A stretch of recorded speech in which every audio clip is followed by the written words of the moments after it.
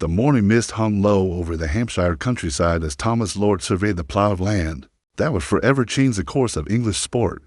It was 1814, and cricket was transforming from a rustic pastime into something far more significant. The wealthy merchants and aristocrats who gathered at Lord's cricket ground could hardly imagine. They were witnessing the birth of what would become England's national obsession. Cricket had evolved from humble beginnings in the Weald of Kent and Sussex during the 16th century, where shepherds would bowl stones at tree stumps while their sheep grazed nearby. By the 18th century, the game had captured the imagination of the English gentry, who saw in it a perfect blend of strategy, skill, and social gathering. The Marylebone Cricket Club, established in 1787, had become the unofficial governing body of the sport, its members wielding influence that extended far beyond the boundary ropes. The establishment of Lord's Cricket Ground marked a pivotal moment in cricket's evolution.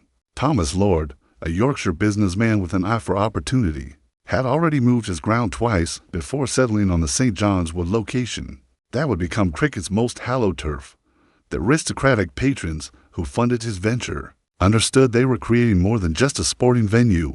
They were establishing a cathedral for what they believed represented the finest qualities of English character. According to historical records maintained by the Marylebone Cricket Club archives, the early 19th century saw cricket's rules become standardized. With the famous laws of cricket being refined and codified, the game's emphasis on fair play, respect for opponents, and adherence to unwritten codes of conduct reflected the values that Victorian England wished to project to the world.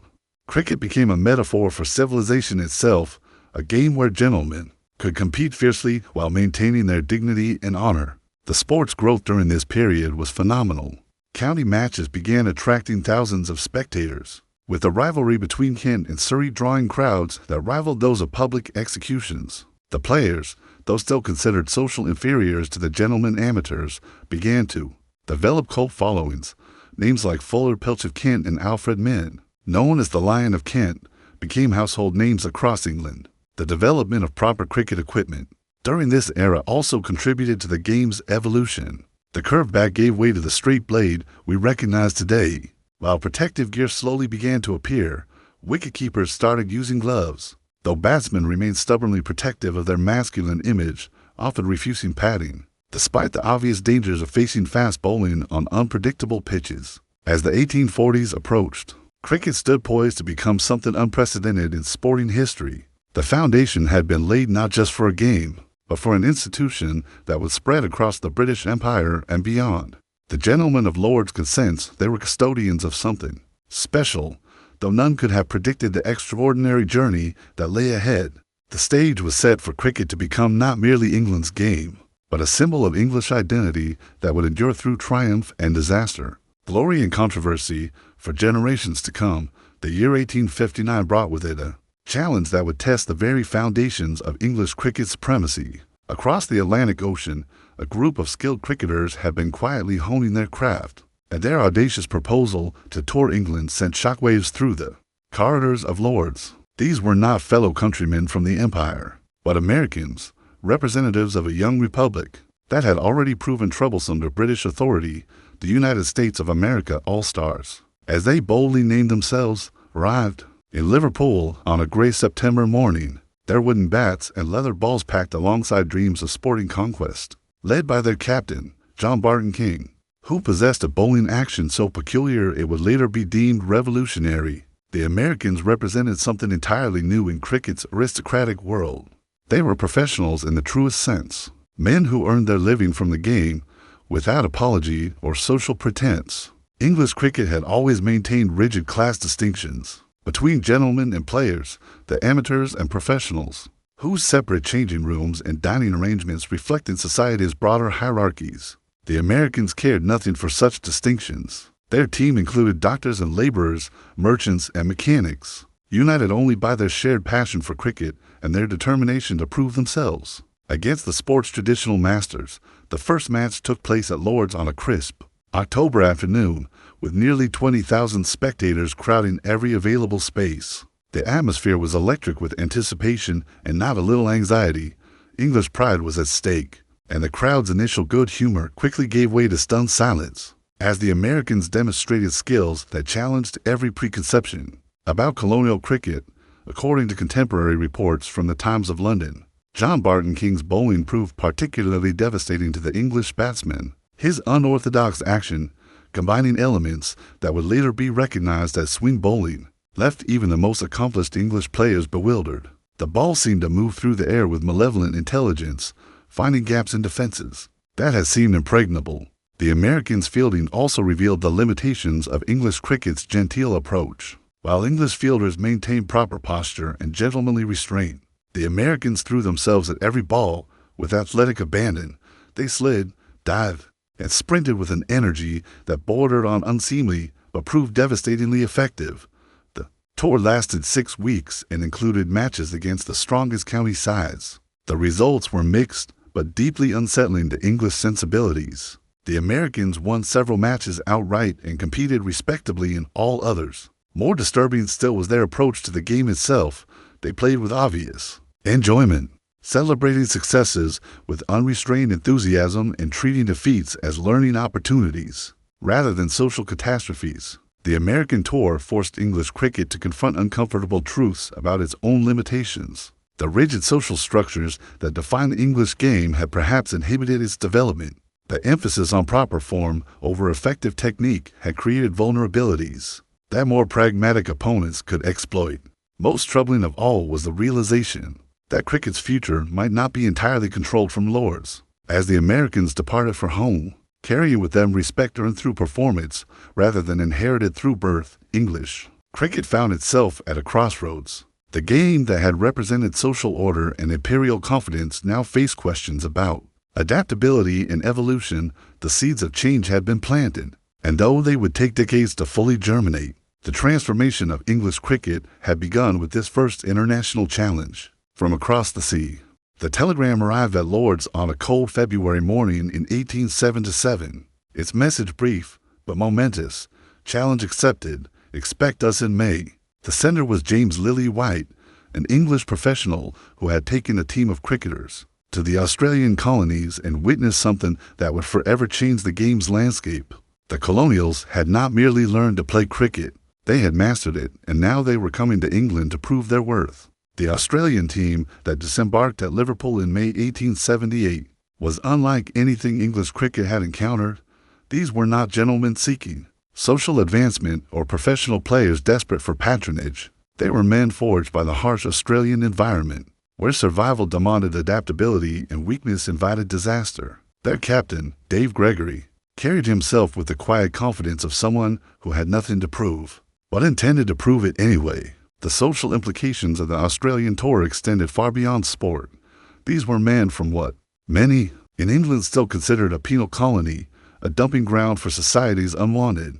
Yet here they stood on the sacred turf of Lords, demanding to be treated as equals. The English press initially treated their arrival with condescending amusement, referring to them as currency lads and predicting easy victories for English superiority. The first match against the strong Marylebone Cricket Club 11 quickly dispelled such complacency. The Australians batted with aggressive confidence, their unorthodox techniques proving devastatingly effective against bowling that had dominated English cricket for decades. When they took the field, their energy and athleticism transformed fielding from a genteel exercise into a dynamic exhibition of sporting excellence. Fred Spofforth, the Australian fast bowler known as the Demon, became the stuff of nightmares for English batsmen. His angular frame and piercing stare concealed bowling skills that combined pace with cunning. Regularly clean bowling established English players who had never faced such sustained hostility from a cricket ball. The crowd's initial laughter gave way to respectful silence,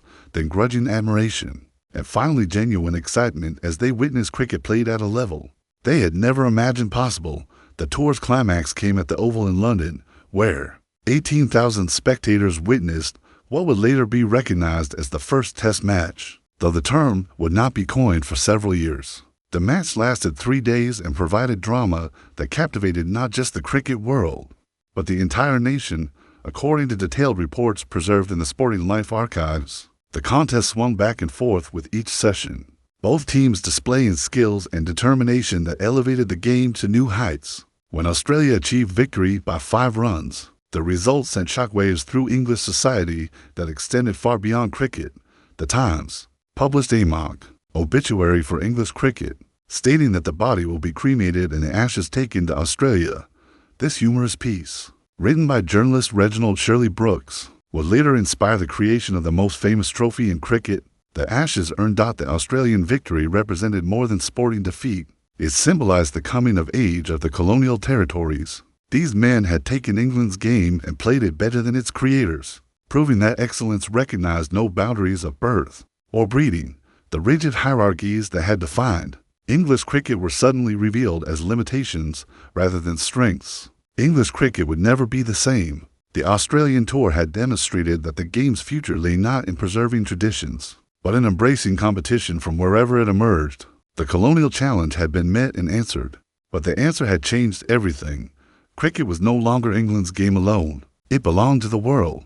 The 1890s brought a golden summer that seemed to stretch endlessly across the English countryside, with cricket reaching heights of popularity and sophistication that would define the sport for generations. At the heart of this transformation stood a towering figure whose presence commanded respect. From marquee to pavilion, Dr. William Gilbert Grace, known to the cricketing world simply as WG, his massive frame and distinctive black beard had become synonymous with cricket excellence. But more importantly, his achievements were reshaping the very nature of the game.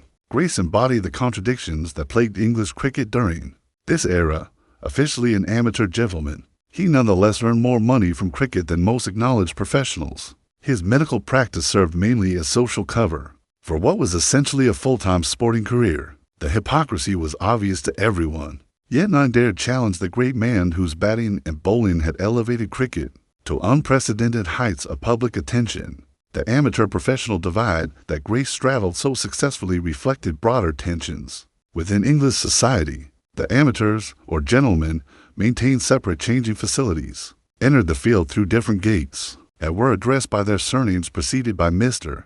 The professionals, or players, were treated as hired hands, expected to show appropriate deference while providing the skills that increasingly determined match outcomes. This artificial distinction created absurd situations where superior players were treated as social inferiors by less talented but better-born teammates. Yorkshire County Cricket Club exemplified these contradictions during the Golden Age.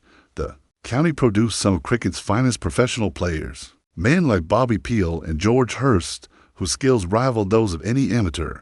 Yet these masters of their craft were expected to defer to amateur captains whose primary qualifications were social rather than sporting. The tension occasionally erupted into public confrontations that embarrassed cricket's establishment and highlighted the system's fundamental unfairness. According to contemporary accounts published in Wisden Cricketer's Almanac, the standard of play during the 1890s reached levels that many observers believed could never be surpassed. Batting techniques became more sophisticated, with players like Ranjit Singh introducing stroke play of unprecedented elegance and innovation. The Indian Prince, who represented England despite his exotic origins, demonstrated that cricket excellence could transcend racial and cultural boundaries, though his acceptance came only after proving himself exceptional.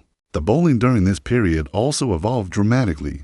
Fast bowlers like Tom Richardson and Ernie Jones tested batsmen's courage as well as their technique, while spin bowlers like Johnny Briggs developed subtle variations that confounded even the most accomplished players.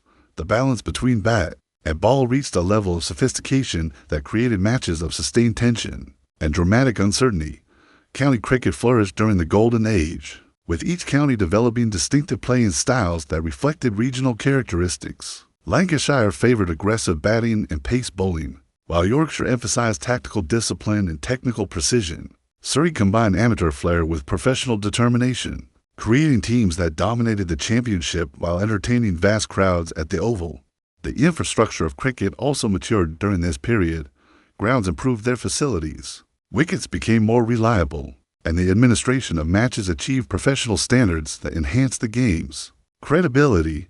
The expansion of railway networks allowed teams to travel more easily and supporters to follow their counties across the country, creating a national cricket community that transcended local loyalties. Yet beneath the golden surface, contradictions festered that would eventually demand resolution. The amateur-professional divide was becoming increasingly untenable.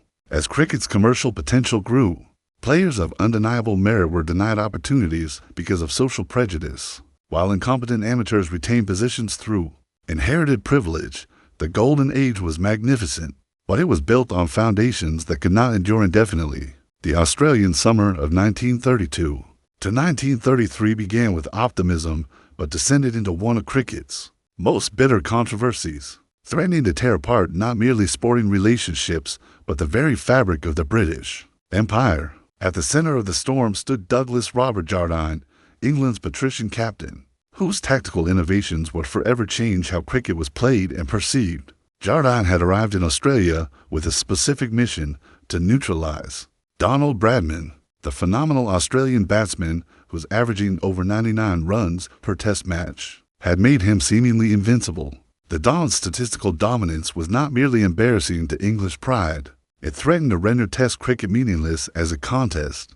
Something had to be done, and Jardine believed he had found the answer in a bowling strategy he termed fast leg theory, but which history would remember as bottom line. The strategy itself was brutally simple yet psychologically complex.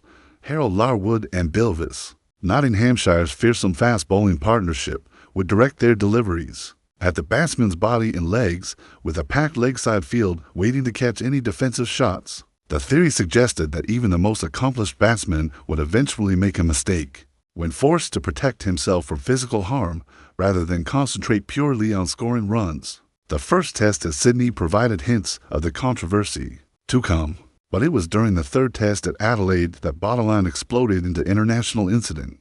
Bert Oldfield, Australia's wicketkeeper, suffered a fractured skull when struck by a Larwood delivery, while several other Australian batsmen endured painful blows to their bodies. The crowd's anger was palpable, with sections threatening to invade the field and confront the English team directly. Bill Woodfull, Australia's dignified captain, provided the controversy's most memorable moment when he told England's manager, Pelham Warner, "I do not want to see you, Mr. Warner. There are two teams out there. One is trying to play cricket, and the other is not." These words, reported extensively in newspapers across Australia and England, crystallized the moral dimensions of what had begun as a tactical dispute. According to detailed reporting preserved in the Sydney Morning Herald archives, the Australian Board of Control's telegram to Lords escalated the controversy beyond sporting boundaries. The cable accused England of employing tactics that were unsportsmanlike and threatened the future of Anglo-Australian cricket relations. This was more than criticism. It was a direct challenge to English cricket's self-proclaimed moral authority. The political implications soon overshadowed the sporting aspects. The British government, already concerned about maintaining imperial unity during economically troubled times, pressured the Marylebone Cricket Club to resolve the crisis diplomatically. Prime Minister Ramsay MacDonald reportedly expressed private concerns that a mere cricket tour might damage relationships essential to Britain's global position. Jardine himself remained unrepentant throughout the controversy, viewing criticism as evidence of Australian poor sportsmanship rather than legitimate tactical concerns. His aristocratic background had instilled absolute confidence in his moral judgment, making him incapable of understanding why others might question methods he considered perfectly legitimate. This rigid mindset transformed him from tactical innovator into symbol of English arrogance and insensitivity. The tour's conclusion brought England victory in the Test series, but at enormous cost to cricket's reputation and international relationships. Jardine's tactics had succeeded in their immediate objective. Bradman's average fell to a mere 56 runs per innings, but the methods employed had violated cricket's unwritten codes of conduct and fair play. The aftermath of bottom line forced fundamental changes in cricket's laws and attitudes. New regulations restricted the number of leg-side fielders and defined intimidatory bowling more precisely. More importantly, the controversy established that success achieved through morally questionable means could never be considered true victory in cricket's broader context. The game's reputation for fair play had been severely damaged, requiring years of careful restoration through more enlightened leadership and genuine respect for opponents' welfare and dignity. The summer of 1946 brought more than just cricket's return after 6 years of global conflict. It heralded a transformation that would fundamentally alter English cricket's social foundations. As the mobilized servicemen returned to county grounds across England, they brought with them experiences that had shattered many of the class distinctions that had previously defined the sport.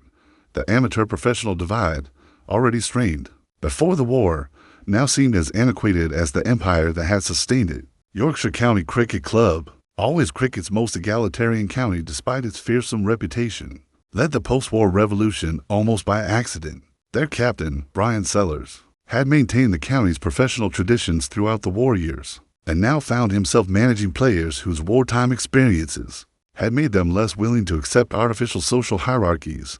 The deferential attitudes that had once characterized professional cricketers were giving way to demands for genuine equality and respect. Len Hutton's appointment as England captain in 1950 marked a watershed moment in cricket history. Here was a professional player, a man who earned his living from cricket without pretense or apology, leading his country in test matches. The symbolism was profound. Merit had finally triumphed over inherited privilege. Hutton's quiet dignity and tactical acumen proved that leadership quality bore no relationship to social background or educational pedigree. The financial realities of post-war Britain accelerated cricket's democratization. Counties could no longer afford to maintain gentlemen amateurs, whose primary contribution was social status rather than playing ability. The economics of professional sport demanded efficiency and results, forcing administrators to prioritize performance over pedigree. Gate receipts and sponsorship income became more important than patronage from landed gentry, according to comprehensive reporting in the Cricket Quarterly. During this period, the standard of county cricket improved dramatically as professional attitudes replaced amateur complacency. Players approached the game with greater seriousness and dedication, understanding that their livelihoods depended on consistent performance rather than social connections. Training methods became more scientific, fitness levels improved, and tactical awareness reached new levels of sophistication. The emergence of overseas players also challenged English cricket's insularity. Players like Roy Marshall from the West Indies and Hanif Mohammed from Pakistan brought different techniques and approaches that enriched county cricket's tactical diversity. Their success demonstrated that excellence recognized no national boundaries, and that English cricket could benefit from international influences rather than fearing them. Television's arrival transformed cricket's relationship with its audience. During the 1950s, matches could now be followed by millions rather than thousands, creating new commercial opportunities while democratizing access to the sport. Working-class supporters, who had never been able to afford county membership or regular ground attendance, could now watch cricket from their homes, expanding the game's social base beyond its traditional boundaries. The county championship system evolved to reflect these changing realities. The three-day format became standard, requiring counties to maintain professional squads capable of competing at consistently high levels. The romantic amateurism of earlier eras gave way to systematic approaches that emphasized fitness, technique, and tactical preparation. Cricket was becoming a genuine profession rather than a genteel pastime. Young players entering county cricket during this period encountered a system that rewarded talent and dedication rather than social connections. The pathway from club cricket to county representation became more meritocratic, though opportunities remained limited and competition intense. Regional coaching systems began developing systematic approaches to talent identification and development, creating structures that would produce generations of skilled professionals. The transformation was not without resistance. Traditional cricket followers mourned the passing of amateur ideals and worried that professionalization might corrupt the sport's essential character. However, the quality of play increased. Competitive balance demonstrated that merit-based selection produced better cricket than the old system of privilege and patronage. English cricket was finally becoming what it had always claimed to be, a true test of individual and team excellence. The dawn of the 21st century found English cricket at its lowest ebb in generations, humiliated by successive Ashes defeats and struggling to compete with Australia's seemingly invincible team. The nadir came during the winter of 2006 to 2007, when England's capitulation in Australia represented more than sporting failure. It symbolized a nation questioning its ability to compete at cricket's highest level. Yet from this darkest hour would emerge the most successful England team in the sport's long history. Andrew Strauss's appointment as captain in 2009 marked the beginning of England's renaissance, though few could have predicted the extraordinary journey that lay ahead. Strauss brought more than tactical acumen to the role. He embodied a new professionalism that combined traditional English virtues with modern sports science and mental conditioning. Under his leadership, England began developing a systematic approach to team building that would eventually yield unprecedented success. The arrival of Andy Flower as head coach accelerated this transformation dramatically. The former Zimbabwean wicketkeeper brought an analytical mind and uncompromising standards that revolutionized how England prepared for international cricket. Every aspect of the team's operation underwent scrutiny and improvement, from fitness regimes to tactical planning to mental conditioning. The casual amateurism that had characterized previous England teams gave way to professional excellence that matched the world's best sporting organizations. The Ashes series of 2010 to 2011 represented the culmination of this rebuilding process. England's victory in Australia after 24 years of failure sent shockwaves through the cricket world and triggered celebrations across England that bordered on hysteria. The triumph was built on contributions from players who embodied the new English cricket: Jimmy Anderson's swing bowling mastery, Alastair Cook's monumental run scoring, and Kevin Peterson's explosive batting innovation, according to detailed analysis published in the Wisden Cricket Monthly. England's success during this period stemmed from their ability to adapt different strategies for different conditions while maintaining core principles of discipline and determination. The team that conquered Australia possessed depth and versatility that allowed them to compete effectively regardless of circumstances. More importantly, they played with confidence and self-belief that had been absent from English cricket for decades. The ascent to world #1 ranking in Test cricket during 2011 represented more than statistical achievement. It marked England's return to cricket's elite after years of mediocrity. The team that reached this pinnacle combined experienced campaigners with emerging talents, creating a blend that promised sustained excellence. Their approach to the game balanced respect for cricket's traditions with embrace of modern innovations and methods. England's World Cup victory in 2019 provided the ultimate vindication of their transformation from also-rans to global champions. The dramatic final at Lord's, decided by the finest of margins after a tied match and tied super over, showcased cricket at its most compelling. Eoin Morgan's leadership and the team's innovative approach to one-day cricket demonstrated that England had finally mastered all formats of the modern game. The rise of players like Joe Root, Ben Stokes, and Jofra Archer illustrated how English cricket has successfully adapted to contemporary demands while maintaining its essential character. These players combined technical excellence with mental toughness, representing a generation that refused to accept limitations or excuses. Their success inspired countless young cricketers across England and demonstrated that the country remained capable of producing world-class talent. The establishment of the 100 competition and continued investment in grassroots cricket infrastructure showed England's determination to remain at cricket's forefront. The England and Wales Cricket Board's strategic vision encompassed not merely international success, but also the game's long-term health and popularity. This holistic approach recognized that sustained excellence required strong foundations throughout the cricket pyramid. As English cricket moved deeper into the 21st century, it did so with confidence restored and ambitions unlimited. The journey from the depths of 2006 to the heights of World Cup glory represented more than cyclical fortune. It demonstrated how systematic planning, professional excellence, and unwavering determination could transform even the most established sporting culture. England cricket had reclaimed its place among the world's elite and established foundations for continued success across all formats of this most complex and rewarding of games.